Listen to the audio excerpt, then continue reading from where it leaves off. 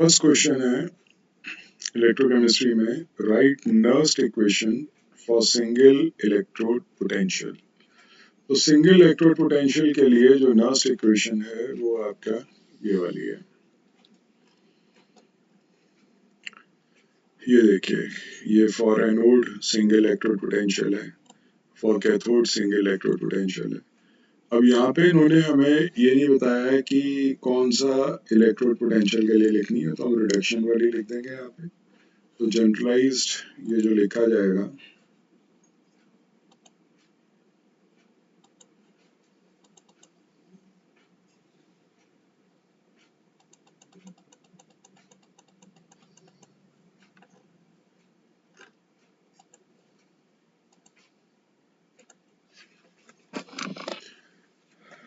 तो कुछ क्वेश्चन साथ साथ लिखते रहिए।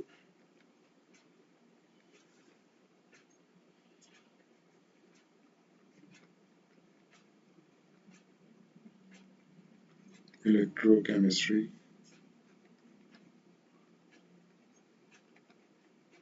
Theoretical questions. नंबर पहला,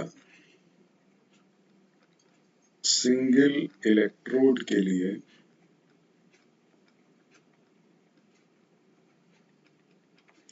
तो पहले तो इक्वेशन आनी चाहिए Mn positive plus n electrons arrow metal, ये सॉलिड और ये एक्वस। तो यहाँ पे जैसे कि हमने देखा था कि इलेक्ट्रोकेमिकल सेल्स में यहाँ पे जब रिडक्शन करते हैं तो देखिए यहाँ माइनस साइन है, क्योंकि हम प्रोडक्ट डिवाइडेड बाय रिएक्टेंट करते हैं तो सॉलिड स्टेट्स की कंसंट्रेशन जो होती है वो 1 होती है। बट यहाँ सॉलिड अपॉन दिस है, तो यहाँ पे इसको इन्वर्स करने के लिए यहाँ पे प्लस साइन यूज किया गया है। तो इसको ऐसे लिखा जाएगा, ई reduction is equal to E naught reduction plus 0.0591 upon n log mn positive, क्योंकि अगर हम ये लिखते हैं तो दिस डिवाइडेड बाय दिस होता है और इसकी कंसंट्रेशन 1 है, तो इसको हमने 1 अपॉन mn पॉजिटिव लिखोगे तो ये माइनस साइन रहेगा। चलिए सेकंड उस पे आते हैं।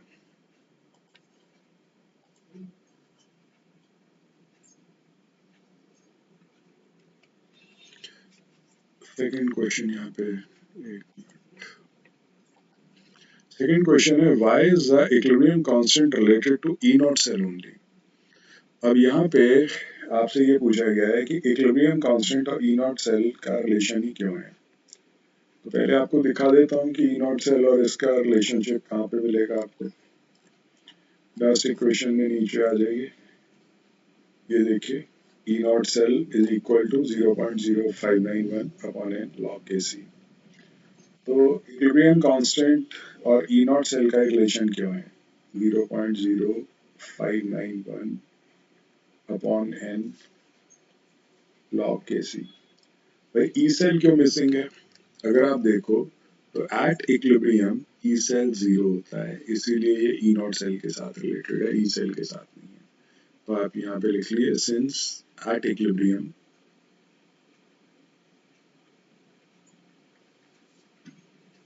ई सेल इज इक्वल टू 0, इसीलिए ई नॉट सेल के साथ रिलेशनशिप है।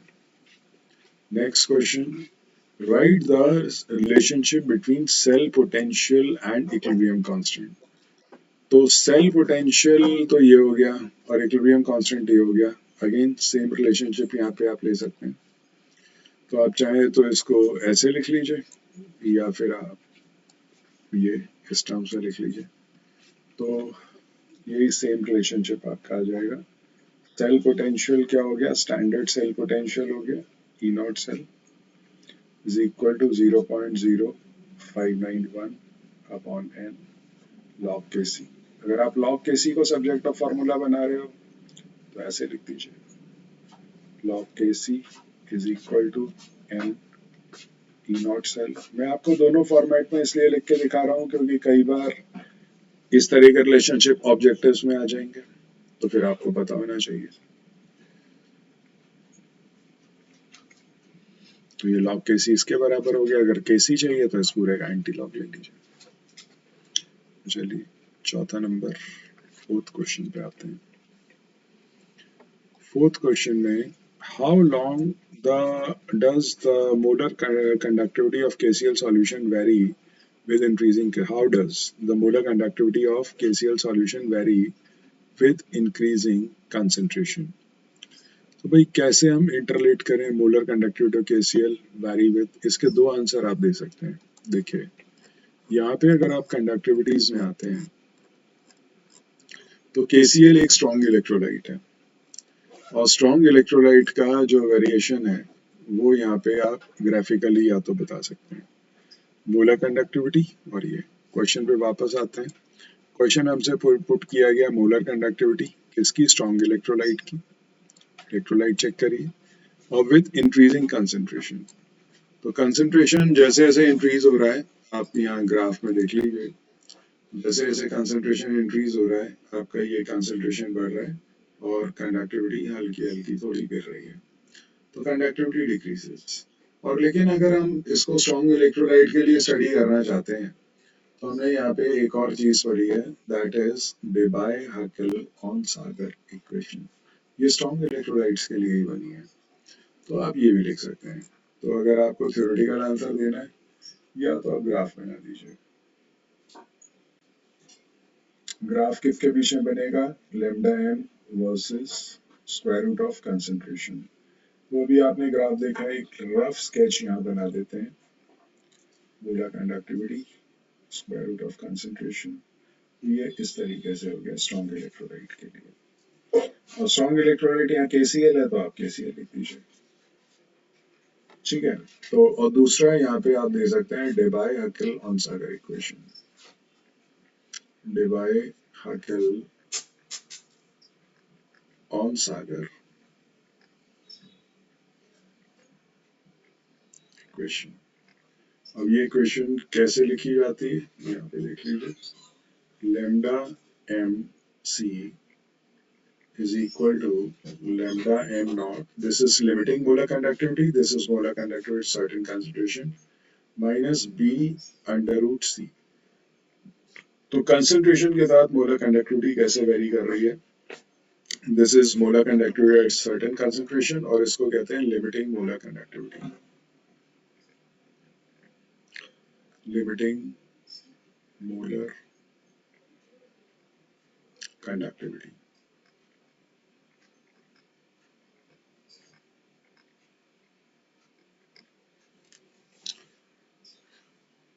चलिए नेक्स्ट क्वेश्चन देखते हैं। Right the Nernst equation for electrode, यही अभी हमने लिखा है ऊपर फर्स्ट वाले पे, सिंगल इलेक्ट्रोड हमने रिडक्शन वाले लिखा है, सेम चीज यहाँ पे आ जाएगी। Give an example of fuel cell. अब फ्यूल सेल का आपसे एग्जांपल पूछा है, तो फ्यूल सेल के एग्जांपल में हम यहाँ पे क्या लिखें चेक कर लेते हैं। ये देखिए, ये है fuel cell.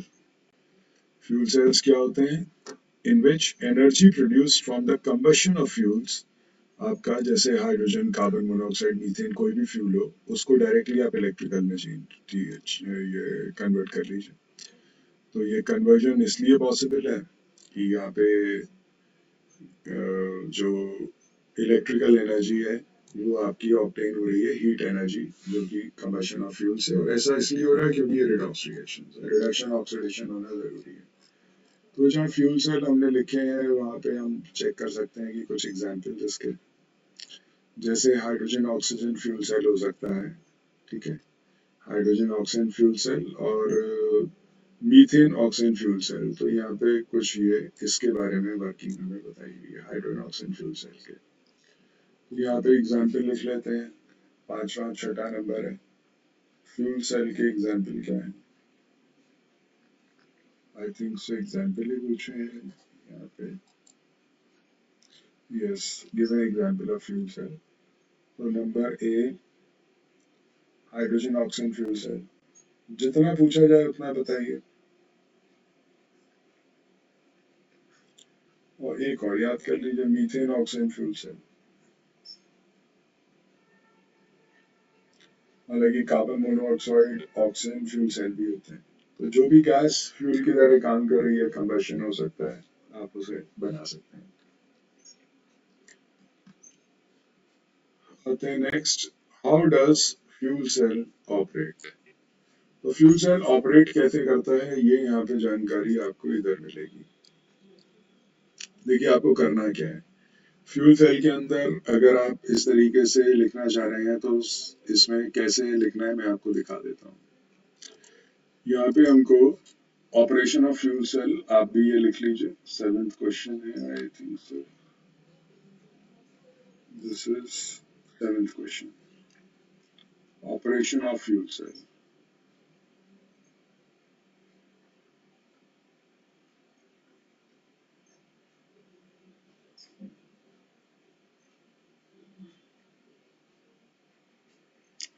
Operation of fuel cell में आपको सबसे पहले देखिए बनाना चाहिए इलेक्ट्रोलाइट क्या है।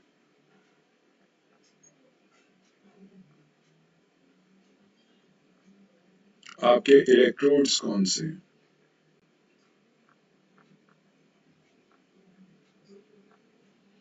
इलेक्ट्रोड्स में आप नंबर ए एनोड के बारे में डिस्क्रिप्शन दीजिए,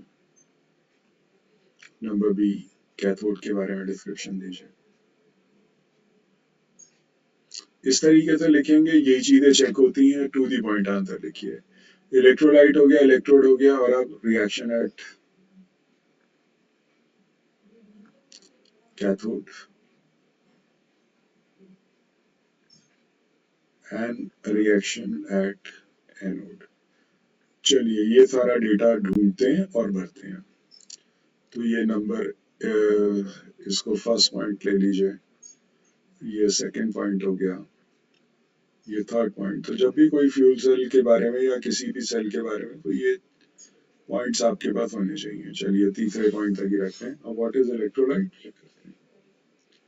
तो फ्यूल सेल के अंदर अगर हम यहाँ पे इलेक्ट्रोलाइट देखें, in hydrogen oxygen fuel cell the hydrogen oxygen are passed through carbon electrodes into concentrated NaOH solution। तो ये इलेक्ट्रोलाइट हो गया, और इलेक्ट्रोड्स किसके हो गए, कार्बन के। कार्बन ऑब्वियसली कार्बन ग्रेफाइट ही होगा क्योंकि कंडक्टर ही वही होता है। तो कार्बन में आप यहाँ चाहें तो एक जगह ग्रेफाइट भी लिख सकते हैं, कार्बन की जगह ग्रेफाइट भी लिख सकते हैं। और ये बात ध्यान रखना, इसके अंदर प्लैटिनम और पैलेडियम अंदर होता है, तो इसीलिए महंगे हो जाते हैं। Now what is electrolyte, concentrated NaOH solution. तो यहाँ पे लिख दीजिए कंसंट्रेटेड NaOH सॉल्यूशन। एग्जाम में इसी तरीके से लिखना। आगे पढ़ लेते हैं, कैटलिस्ट आर आल्सो यूज, मैंने बता दिया, फाइनली डिवाइड प्लैटिनम और पैलेडियम मेटल यूज होते हैं।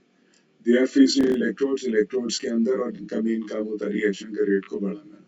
चलिए कैथोड पे जो रिएक्शन हो रहा है, ऑक्सीजन गैस, देखिए यहाँ से कंस्ट्रक्शन देखिए, हाइड्रोजन कहाँ जा रहा है, हाइड्रोजन जा रहा है एनोड पे। हमेशा हाइड्रोजन कैथोड पे हमने देखा है ना, इलेक्ट्रोलिसिस में उल्टा है यहाँ पे। हाइड्रोजन कहाँ जा रहा है, एनोड पे। देखिए एनोड पे हाइड्रोजन का रिडक्शन हो रहा है, और ऑक्सीजन कहाँ जा रहा है, कैथोड पे। ये कैथोड आप देख सकते हैं, यहाँ पे ये कंस्ट्रक्शन और बीच में NaOH है। ये कार्बन के इलेक्ट्रॉन है जिनके अंदर की इमर्स्ड है प्लैटिनम और पैलेडियम। तो यहाँ से ये ऑक्सीजन और हाइड्रोजन यहाँ से अंदर आते हैं, और यहाँ से जो वेस्ट है वो आपका बाहर की तरफ जाता है। तो ऐसे ये सेल ऑपरेट करता है आपका। तो oxygen plus 2 water plus 4 electron gives you 4OH। यहाँ पे लिख लेते हैं, at cathode oxygen plus 2 times water plus 4 electrons, gain of electron होगा यहाँ पे। यहाँ पे क्या बन जाएगा, 4 हाइड्रोजन है और 4 ऑक्सीजन, तो 4OH नेगेटिव। तो ये रिएक्शन आप देख सकते हैं, ये रिएक्शन आपको लिखनी है। और हाइड्रोजन स्टेट मेंशन कर दीजिएगा, नो डाउट, ये तो करना ही पड़ेगा। ये लिक्विड है और ये एक्वस। इसके बाद एनोड पे हाइड्रोजन क्या करेगा, ROH से कंबाइन करेंगे 4 हाइड्रोजन और बना देंगे 4 टाइम्स वाटर प्लस 4 इलेक्ट्रॉन्स। तो 2 गुना हाइड्रोजन 4 एटम चाहिए, ऊपर से हमें क्या मिल गया 4 OH नेगेटिव, और क्या बन जाएगा 4 हाइड्रोजन 4 ऑक्सीजन कंबाइन करेंगे, ये H पॉजिटिव में कन्वर्ट होना पड़ेगा, तो ये बन जाएगा वाटर, दैट टू 4 टाइम्स, और प्लस जब हाइड्रोजन के 4 एटम H पॉजिटिव में कन्वर्ट होंगे तो 4 इलेक्ट्रॉन छोड़ देंगे। तो ओवरऑल अगर आप इसका टोटल लगाते हो तो 4OH नेगेटिव से 4OH नेगेटिव कैंसिल, 4 इलेक्ट्रॉन से 4 लॉस और गेन ऑफ इलेक्ट्रॉन कैंसिल। अब यहाँ पे हाइड्रोजन वाटर भी यहाँ पे देख लीजिए, ये आपका 1 और यहाँ पे क्या रह जाएगा 2 टाइम्स। तो ओवरऑल इक्वेशन आप देखो तो 2 हाइड्रोजन आपका एक ऑक्सीजन से रिएक्ट कर रहे हैं और क्या बना रहे हैं 2 टाइम्स वाटर। तो ओवरऑल ये इक्वेशन आ रही है, बाय प्रोडक्ट हमारा वाटर है इस पर्टिकुलर इक्वेशन में। तो ये आपका फ्यूल सेल की वर्किंग है, how does fuel cell operate, आप यहाँ से। तो ये बार बार क्वेश्चन आएगा तो हमें इन्हीं रिएक्शंस को लिखना है। Which type of metal can be used in cathodic protection of iron against rusting? तो कौन सा मेटल है जिसे cathodic protection, what is in the cathodic protection, पीछे चलते हैं।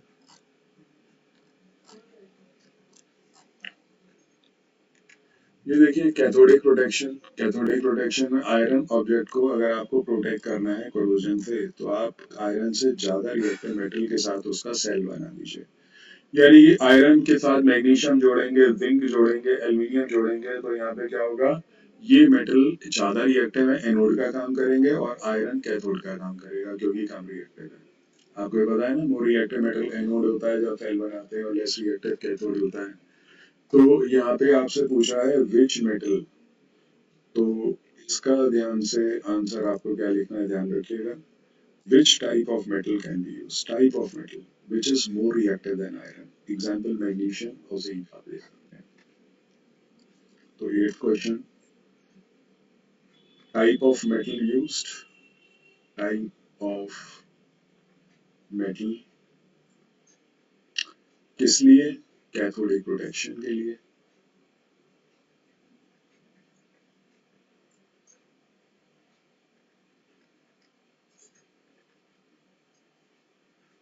क्या इसके अंदर क्वालिटी होनी चाहिए, should be more reactive than iron.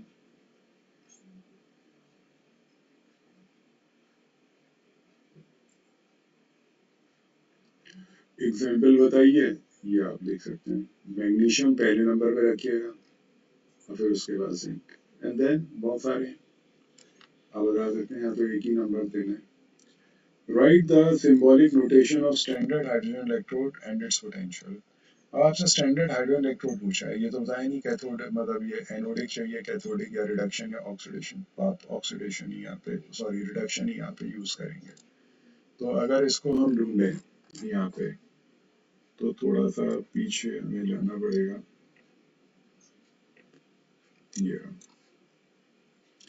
तो ये देखिए कैथोड पे जब हम इसको यूज करते हैं स्टैंडर्ड हाइड्रोजन इलेक्ट्रोड को, तो रिप्रेजेंटेशन होता है, एक तो H पॉजिटिव से आप हाइड्रोजन में कन्वर्ट होंगे, तो यहाँ पे लिखा जाएगा 9th क्वेश्चन में SHE स्टैंडर्ड हाइड्रोजन इलेक्ट्रोड का रिप्रेजेंटेशन,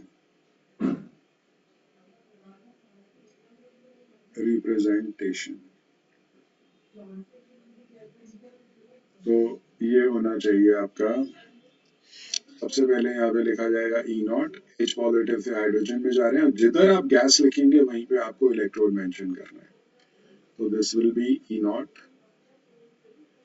H पॉजिटिव, क्योंकि जब आप H पॉजिटिव से इलेक्ट्रॉन गेन करेंगे तभी तो रिडक्शन हो, तो तभी रिडक्शन पोटेंशियल की बात होगी। H positive aqueous to hydrogen gas, और यहाँ पे आएगा प्लैटिनम इज इक्वल टू 0, तो ये रिप्रेजेंटेशन है, hydrogen electrode acting as anode मतलब कैथोड, क्योंकि हमें कुछ बताया ही नहीं है। चलिए एनोड से कंपेयर कर लेते हैं, अगर एनोड होता है तो यहाँ पे क्या होता है, loss of electron, loss of electron में क्या बन रहा है H पॉजिटिव, और H पॉजिटिव यहाँ पे पहले आप क्या लिखते हैं हाइड्रोजन, और यहाँ पे H पॉजिटिव और तब ये 0 वोल्ट होता है, लेकिन हाइड्रोजन की तरह प्लेटिनम लिखा जाएगा, बस ये ध्यान रखना है। चलिए next question, how does cathodic protection of iron operate. चलिए ये भी लिख लेते हैं, हमने फ्यूल सेल तो लिख लिया, अब कैथोडिक प्रोटेक्शन भी लिख लेते हैं। तो 10th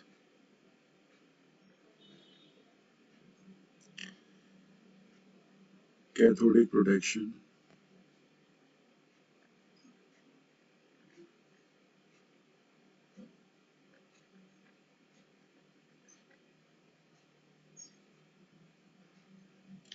वर्किंग या ऑपरेशन कुछ भी पूछ सकते हैं।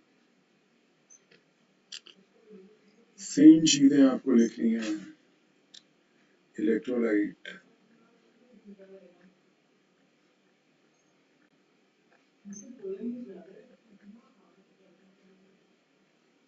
दूसरे नंबर पे इलेक्ट्रोड,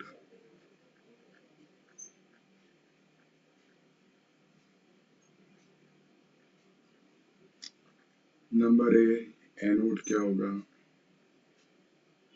नंबर बी कैथोड क्या होगा,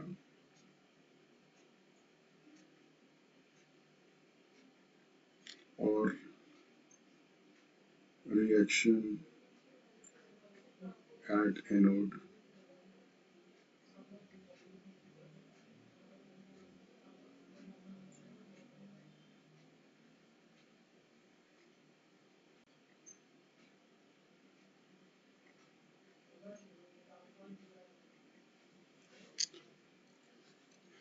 चलिए देखते हैं यहाँ पे। तो कैथोडिक प्रोटेक्शन जो यहाँ पे ऑपरेट कर रहा है वो यहाँ पे इस तरीके से कर रहा है। आयरन ऑब्जेक्ट यहाँ पे इसको अगर मेरे पास अवेलेबल है मैं आपको यहाँ दिखाता हूँ।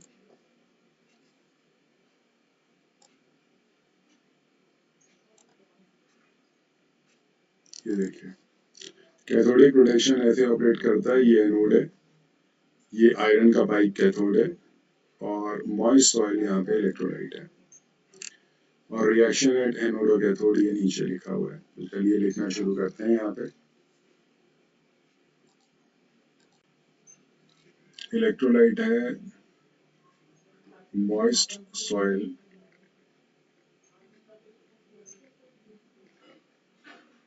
containing salt,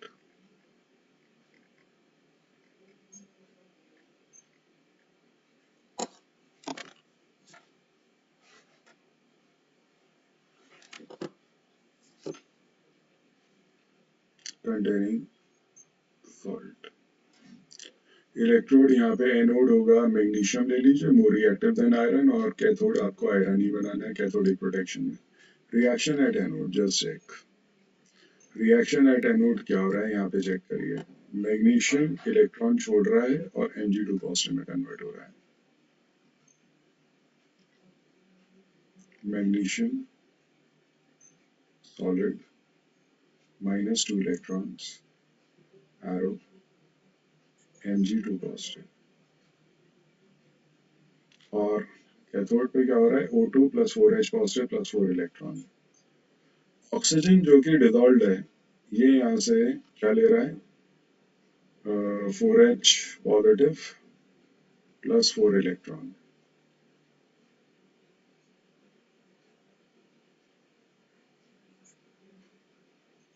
arrow 2 times water. अब लॉस और गेन ऑफ इलेक्ट्रॉन बराबर करना है तो ऊपर वाली इक्वेशन को 2 से मल्टीप्लाई कर दीजिए और यहाँ पे टोटल लगा दीजिए। तो टोटल लगाएंगे तो कैंसिल क्या हो जाएंगे इलेक्ट्रॉन्स, 4 इलेक्ट्रॉन कैंसिल हो गए आपके, और कुछ कैंसिल होगा नहीं।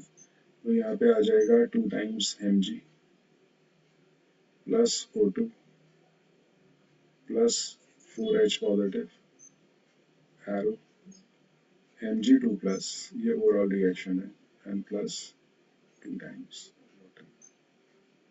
ये भी 2 टाइम्स हो जाएगा आपका। तो इलेक्ट्रॉन्स का लॉस और गेन बराबर ये ओवरऑल रिएक्शन है जो कि यहाँ पे कैथोडिक प्रोटेक्शन में काम कर रहा है। तो ये पूरी वर्किंग आपने समझा दी। तो फ्यूल सेल, और ये सबसे ज्यादा आजकल पूछे जाने वाले ट्रेंड्स में है, तो ये ध्यान रखिएगा। उसके बाद है electrolysis of KBr gives bromine at anode, but that of KF does not give fluorine. Give reason for the disparity in behavior. तो KF जो है वो फ्लोरीन क्यों नहीं देता यहाँ पे, जबकि KBr एक्वस की इलेक्ट्रोलिसिस से हमको ये मिलता है। तो चलिए दोनों को कंपैरिजन करते हैं यहाँ पे। 11th क्वेश्चन, आपने इलेक्ट्रोलिसिस कराई KBr एक्वस सॉल्यूशन की, तो electrolyte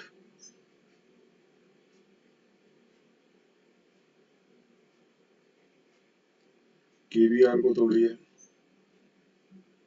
reversible arrow K positive plus Br negative, और एक्वस सॉल्यूशन है तो HOH।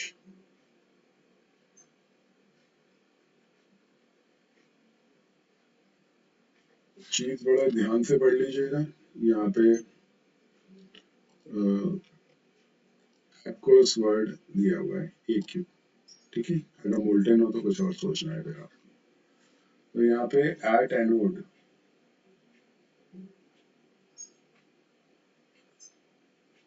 यहाँ पे कौन सा आयन जाएगा, Br नेगेटिव, तो Br negative minus electron arrow Br, तो ब्रोमीन यहाँ पे आ गया, ये 2 और 2 से मल्टीप्लाई कर दीजिए। सिमिलरली एट कैथोड, अब कैथोड क्या जाएगा, हाइड्रोजन, तो यहाँ पे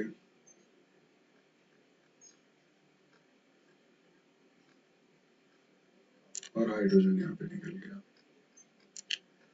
तो सवाल ये है कि यहाँ तो चलो जो डिजायर्ड चीज थी वो मिल गई, बट यहाँ पे जब हम KF की इलेक्ट्रोलिसिस करा रहे हैं इलेक्ट्रोलाइट, तो हमें फ्लोरीन क्यों नहीं मिल रहा। ये आपको पता है ना, एनाइन में से वो आयन पहले जाता है, इसमें ऑक्सीजन नहीं होता। तो व्हाट इज इलेक्ट्रोलाइट। देखिए जब दोनों चीजों के बारे में पूछा तो दोनों चीजें आपको लिखनी पड़ेंगी।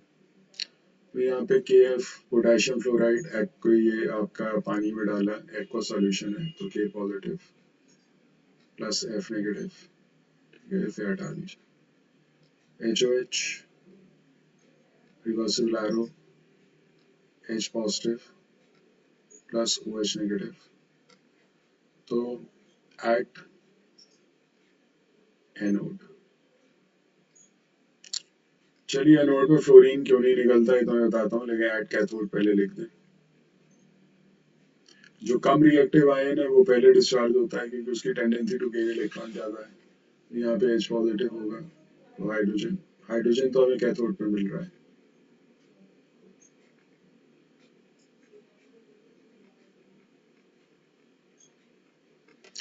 और एट एनोड जो है वो यहाँ पे होगा फ्लोराइड आयन, तो फ्लोराइड आयन तो मिल रहा है भाई, क्यों नहीं, फ्लोरीन तो बन रही है, क्यों नहीं, हमें ये क्वेश्चन में क्यों नहीं मान रहे।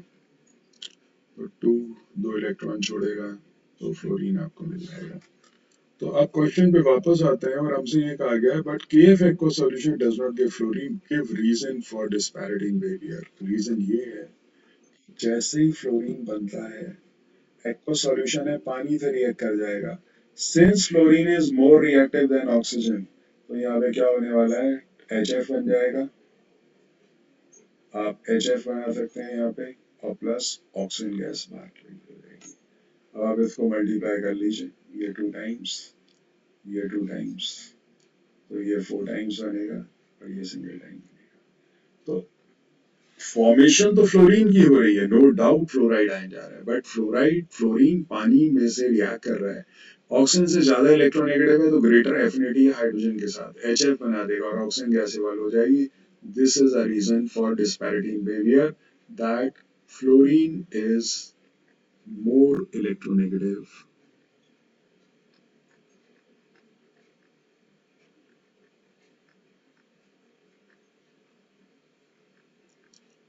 than chlorine.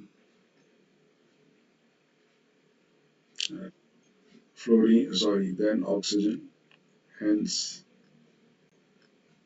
displace oxygen gas. From water.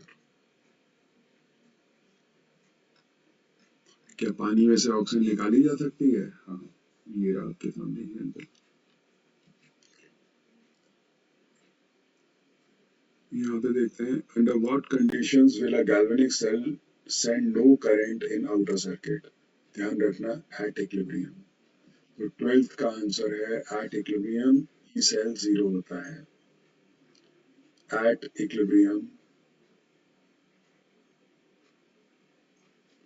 E cell, जब पोटेंशियल ही नहीं है, यहाँ पे ई सेल जीरो है तो नो करंट, सेल बेकार हो गया, इक्विलिब्रियम अचीव कर गया, इसलिए करंट नहीं मिलेगा। State Colruy's law for electrical conductance of an electrolyte at infinite dilution. Now Colruy's law सामने है। The limiting molar conductivity of weak electrolyte. देखिए important चीज क्या है, limiting molar conductivity के बारे में बात हो रही है, किसकी? weak electrolyte की।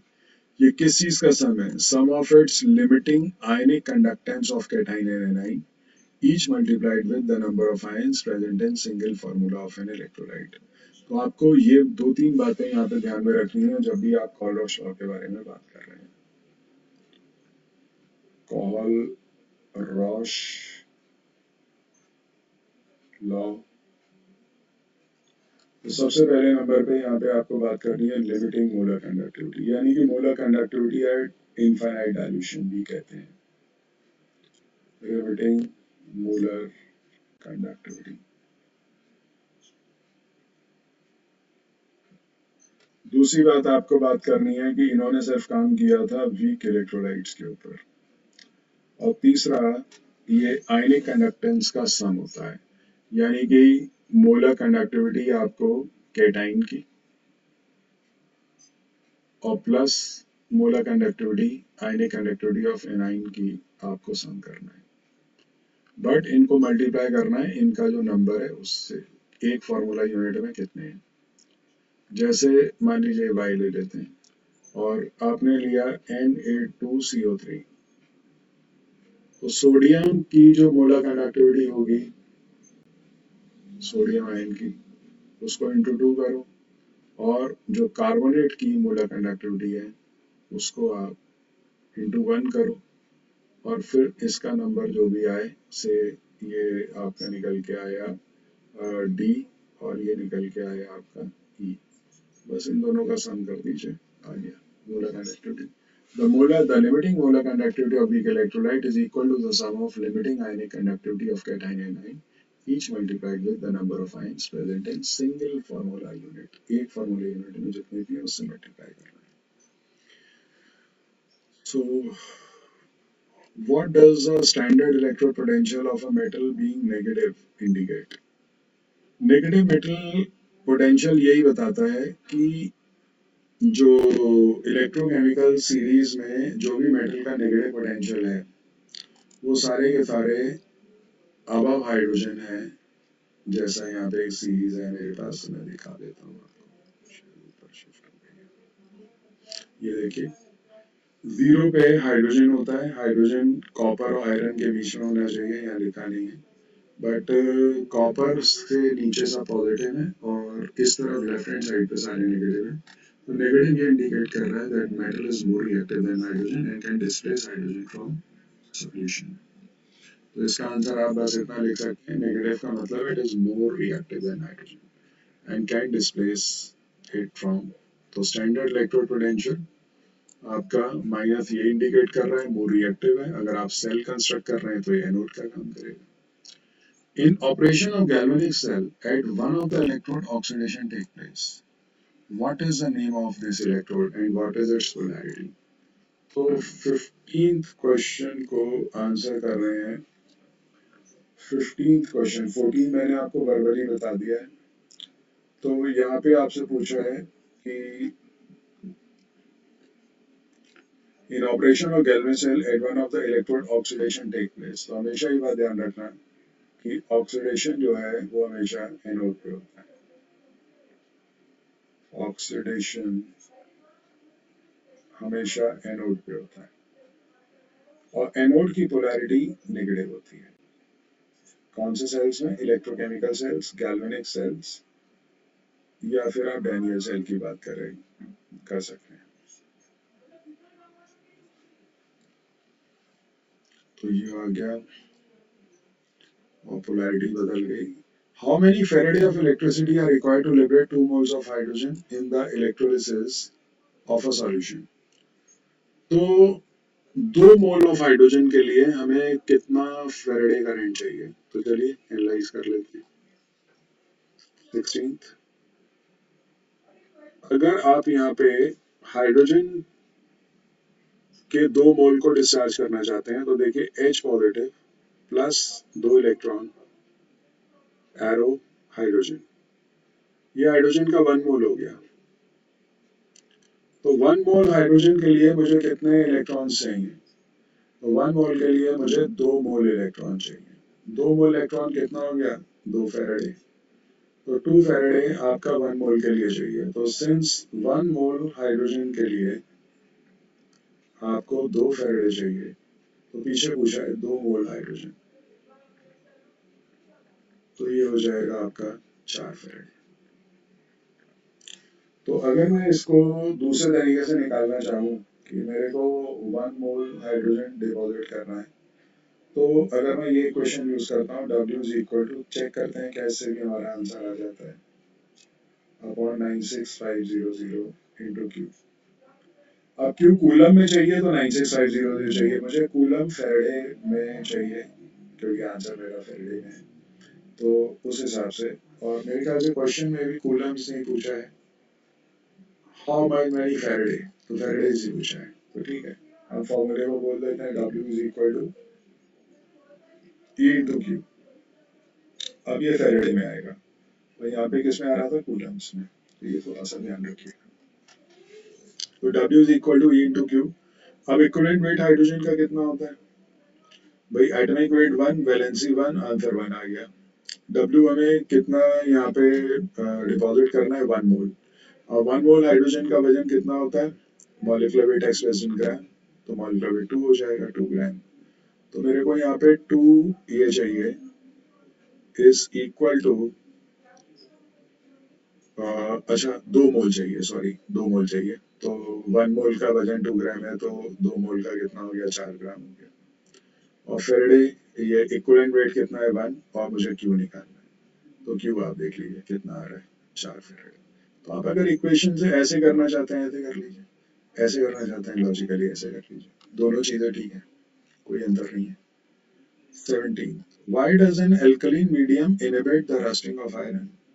अब alkaline medium inhibit क्यों करता है रस्टिंग को, इसको यहाँ पे समझिए। यहाँ देखिए आंसर लिखा भी हुआ है कि रस्टिंग बेसिक मीडियम में क्यों नहीं होती। पहले आपको इक्वेशन दिखा देता हूँ यहाँ पे।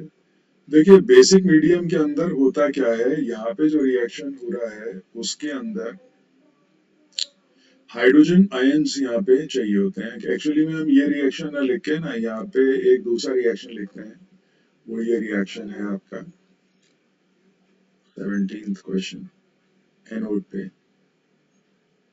रस्टिंग ऑफ आयरन में। तो यहाँ से चेक करिए, ऑक्सीजन जो है 4H पॉजिटिव और 4 इलेक्ट्रॉन लेके वाटर बनाएगा।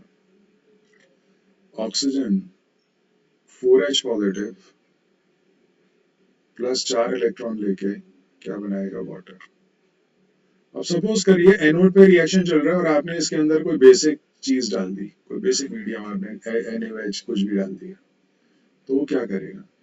आप दो रिएक्शंस को ऑब्जर्व करिए, एक ये वाला और एक कैथोड पे रिएक्शन हो रहा है, वो मैं यहीं पे लिख देता हूँ।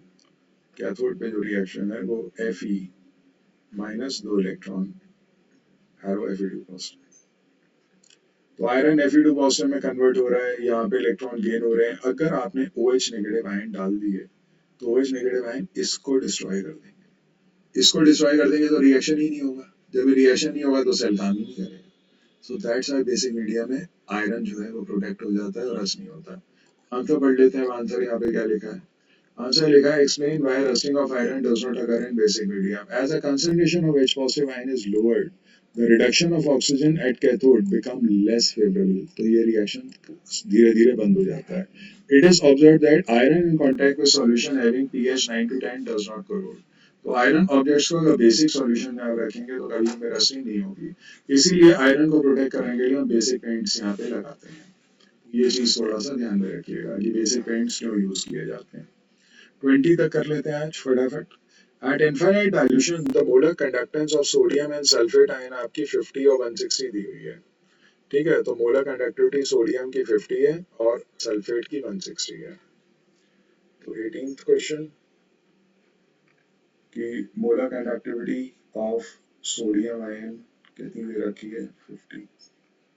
जो भी यूनिट है उसकी आगे लिख लेंगे। मोलर कंडक्टिविटी है sulphate ion is equal to 160। Siemens centimetre एक जगह में लिख देता हूँ, यूनिट लिखना जरूरी है, ऊपर आप इसी को कॉपी कर लीजिएगा। तो आपसे पूछा क्या है, पूछा ये है what will be the molar conductance of sodium sulphate at this infinite dilution. अगर आप मोलर कंडक्टेंस निकालना चाहते हैं किसकी, सोडियम सल्फेट की, तो आपको सोडियम आयन की कंडक्टिविटी दी है, तो आप लिखोगे molar conductivity of Na positive into 2 and plus molar conductivity of sulphate ion, ये 1 है। तो कॉल्डर्स लॉ यही तो कहता है, limiting molar conductivity of weak electrolyte is equal to the sum of limiting ionic conductivity of cation and ion each multiplied with number of ions present in single formula unit of an electrolyte. बस value substitute करनी है, 50 into 2 and plus 160, answer आ गया 260 Simon centimetre square पर मोल।